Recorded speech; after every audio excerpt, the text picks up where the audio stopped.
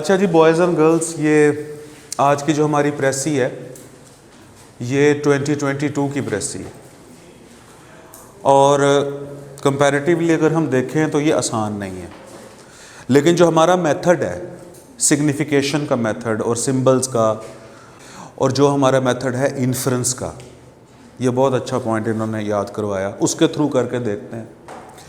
और प्रेसी में जो मैं आपको स्टेप्स बताता हूँ कि प्रेसी पैराग्राफ आपके सामने आए एग्ज़ाम में तो आपने सबसे पहले पहला स्टेप है स्टार्ट और एंड पढ़ना है, उसकी बिगिनिंग और एंड। दूसरा स्टेप क्या है, और अंडरलाइन करना है उन वर्ड्स को जिनके मीनिंग्स हमें आते हैं। अब वो एक ऑर्गेनिक होल बन जाएगा। फिर हम नंबर 3 पे सिग्नल्स की तलाश करेंगे और हमारा जो इन्फ्रेंस है वो मुकम्मल हो जाएगी। The fear of human beings when faced with the mysteries of life. जिंदगी की जो मिस्ट्रीज हैं, जिंदगी के जो इसरार है, जो सीक्रेट्स हैं, जब उनको फेस किया ह्यूमंस ने, तो फेस करने के बाद जो उन्होंने खौफ महसूस किया उसका जिक्र है। The fear of human beings when faced with the mysteries of life, पहला पॉइंट। यहां तक समझ आया है सबको? And their weakness. अच्छा, अब ये वीकनेस किसकी है, इंसानों की या मिस्ट्रीज ऑफ लाइफ की? इंसानों की। इंसान ही वीक थे, इंसान ही फियरफुल थे, इंसान ही वीक थे। फियरफुल भी थे, वीक भी थे। अच्छा, बाय कंपैरिजन, अगर कंपैरिजन करें हम, किससे कंपैरिजन करें? With the vastness of nature. Compare अगर करें तो नेचर बड़ी वसी है। अब इस पूरी नेचर के सामने, पूरी फितरत के सामने इंसान जो है वो वीक भी है, छोटा भी है, चुन्ना मुन्ना, और वो फियरफुल भी है। फियरफुल किस लिए है? कि उसके लिए अब भी हमारे लिए ये दुनिया मिस्टीरियस है। अब भी कई मिस्ट्रीज हैं जिनको हम लोग एक्सप्लोर करना चाहते हैं और कर रहे हैं। अच्छा, अब ये दो चीजें इंसान के अंदर दो चीजें इंसान के अंदर इंसान ने फील की। पहली चीज क्या? फियर। और दूसरी चीज क्या? वीकनेस। और कंपैरिजन किससे कर रहे हैं? नेचर से, वास्टनेस ऑफ नेचर से। अच्छा, created in them a need. तो इस चीज ने उनके अंदर एक जरूरत को क्रिएट किया। क्या जरूरत पड़ी उन्हें? टू कम्युनिकेट, कि वो कम्युनिकेट करें, बातचीत करें, कनेक्ट करें। किससे? With the divine. डिवाइन से। डिवाइन का मतलब नहीं आता, आगे चलते हैं। विद द सुपीरियर पावर्स, किसी सुपीरियर पावर से कम्युनिकेट करने का उन्होंने सोचा।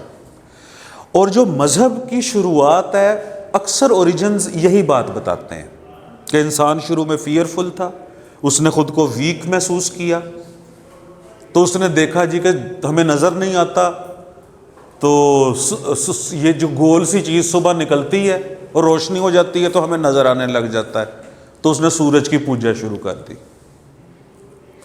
इसी तरह भूख लगी, समंदर से उसने मछली निकाली, तो उसने ये समझा कि ये देवता है, समंदर का देवता है जो हमें खाना देता है। इसी तरह दरख्त से फ्रूट उतरा, वो खाया तो समझा कि ये दरख्त जो है ये देवता है।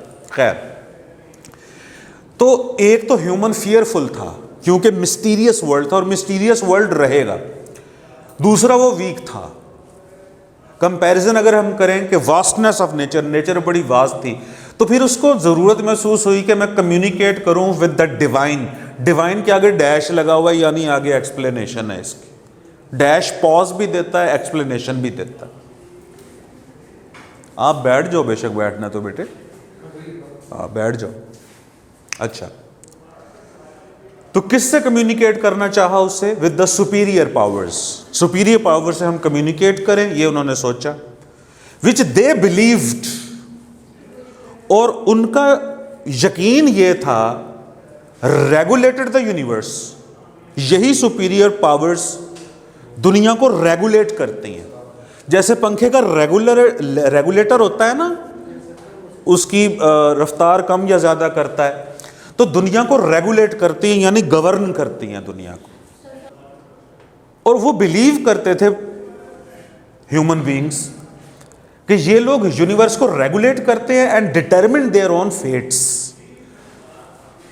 अगर रेगुलेट द यूनिवर्स का मतलब समझ आ गया है तो काफी है। डिटरमिन का लफ्ज आता है तो क्या ही बात है, देयर ओन फेट्स, और कहता है हमारी किस्मतों को के फैसले भी वही करते हैं, डिटरमिन करते हैं वो।